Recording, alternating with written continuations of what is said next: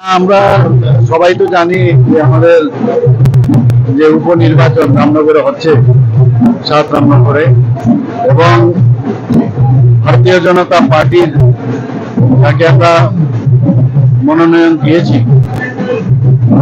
এই শুধু অত্র এলাকায় নয়, সমস্ত ত্রিপুরাবাসী জানে কিরকম সজ্জন ব্যক্তি এবং কাজের ব্যক্তি।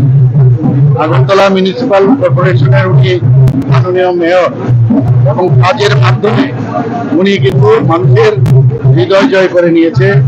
শুধু তাই নয়, ভারতীয় জনতা পার্টির যারা কার্যকর্তারা আছেন, আমাদের যারা সর্ব স্তরের যত কার্যকর্তারা আছেন, সবাই কিন্তু ওনাকে অত্যন্ত শ্রদ্ধার সাথে দেখেন, এবং সেই কারণেই ভারতীয় জনতা পার্টির পক্ষ থেকে ওনাকে মনোনয়ন দেওয়া হয়েছে এবং মনোনয়ন পত্র সাবমিটও করা হয়েছে, আপনারা সবাই দেখেছেন। এবং আগামী 19শে এপ্রিল এখানে যে আমাদের পশ্চিম আসনের নির্বাচন, সেই নির্বাচনে একসাথেই উপনির্বাচন হবে। আমাদের সবার আদরণীয় প্রিয় সুমুদা, যাকে বলতাম সুরজিৎ দত্তর অকাল প্রয়াণের যে শূন্যস্থান, সেই শূন্যস্থান তো পূরণ হওয়ার নয়, কিন্তু আমরা জানি যে দীপক বাবু যে এই জায়গাটা উনি অনেকাংশে যে গ্যাপ আমাদের মধ্যে সৃষ্টি হয়েছে, সেই গ্যাপটা উনি পূরণ করতে পারবেন। আজকে গতকালও এখানে একটা নির্বাচনী সভা হয়েছে, সেখানে আপনারা দেখেছেন এখানে বেশ মাইনরিটি সম্প্রদায়ের লোকেরা এখানে বাস করেন, এবং তারাও কিন্তু ওনাকে সমর্থন জানাচ্ছেন। প্রচুর পরিমাণে লোক বয়সে আজকে আমরা এখানে এসেছি।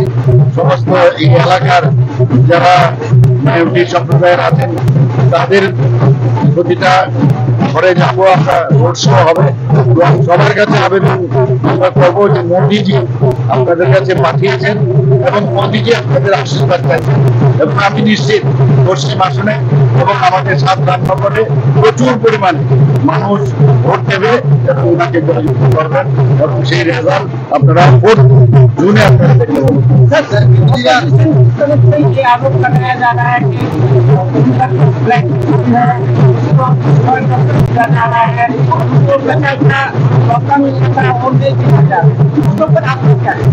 उनके पास कोई इशू है नहीं अभी, खाली कांग्रेस भवन में या सीपीएम का भवन में, और सीपीएम का लीडर जो है कांग्रेस भवन में पहुंच जाते हैं, और सीपीएम का लीडर कांग्रेस का लीडर सीपीएम का भवन उनका जो ऑफिस है वहां पहुंच जाते हैं, और बैठे बैठे खाली आप लोगों को बुलाते हैं और वहां पर अपना खाली प्रेस कॉन्फ्रेंस से करते रहते हैं। और कहाँ से उनका फेस्टून और ये सब कहाँ से लगाएंगे? उनके पास फेस्टून में क्या लेके जाएंगे, क्या बताएंगे? उनके पास कोई इशू है नहीं है, खाली फोटो छपाने से कोई कुछ काम नहीं होगा। भारतीय जनता पार्टी, हमारा मोदी जी का इतना काम है, काम लेके हम लोग सबके सामने जाते हैं। हम लोग इसलिए जाते हैं क्योंकि हमारे पास इतना काम, मोदी जी गारंटी का जो काम हमेशा बोलते हैं और गारंटी के साथ काम किया है, वो लेके हम लोग जा रहे हैं। साथ ही साथ राज्यों का भी जिस तरह हम लोग बात किए हैं और वो काम किया है, ये लेके हम लोग जा रहे हैं। उनके पास फेस्टून का क्या मायने रखता है? ये सब जानबूझकर ये सब इशू बना रहे। हमारे तरफ से तो कोई दिक्कत नहीं है, हम तो अपना जो सीधा हम लोग चलने वाले आदमी हैं और जनता के लिए काम करना चाहते हैं, उस दिशा पर हम लोग जा रहे हैं। স্যার, বিরোধীরা আরেকটা প্রচার করছে যে ঘরে ঘরে যাচ্ছে তারা ভোটের জন্য, সেখানে গিয়ে বলছে যে যদি বিজেপি আসে, মানে মুসলমান যারা রয়েছে, মাইনরিটি রয়েছে, তাদেরকে পুনরায় বাংলাদেশ পাঠিয়ে দেওয়া হবে। এগুলো দেখুন, আগেও বলেছে ওরা, 2018 সময় বলেছে, আবার 2019-এর সময় বলেছে। এখানে মাইনরিটি কোথায় চলে গেছে আপনারা বলুন?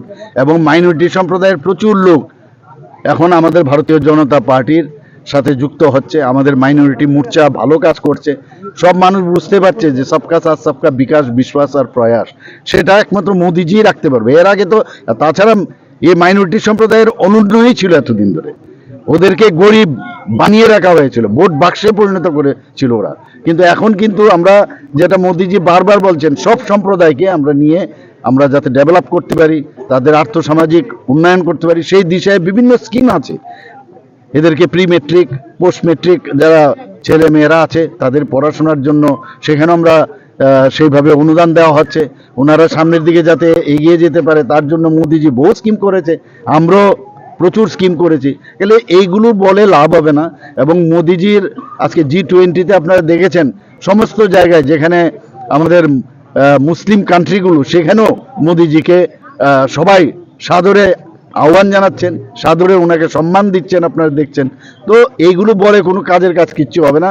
আর মানুষ বুঝে গেছে যে মোদিজি একমাত্র দেশকে রক্ষা করতে পারবে, ধর্মীয় স্থানগুলো রক্ষা করতে পারবে এবং আর্থসামাজিক উন্নয়ন করতে পারবে, সেই দিশায় আমাদের কাজ করছে। এইসব বলে